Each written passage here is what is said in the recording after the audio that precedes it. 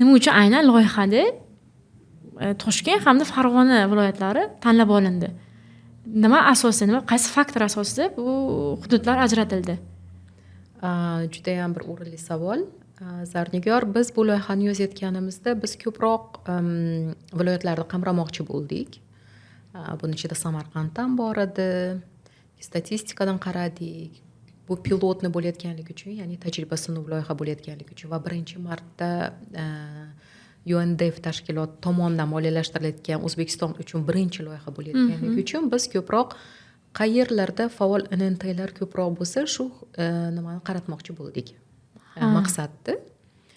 Lekin o'sha yozilish jarayoniga kelganda o'zgarishlar ro'y berdi, yana korrektirovka deydi loyihani, ya'ni ko'rib chiqish, tahrirlash 1 yil davomida bo'lib o'tdi, 1 yil vaqt oldi.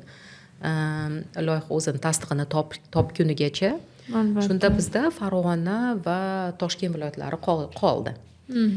Va biz amindikki, Toshkent shahrida, shu Toshkent viloyatida tashabbuskor guruhlarni topishimiz qiyin bo'lmaydi deb o'ylagandik.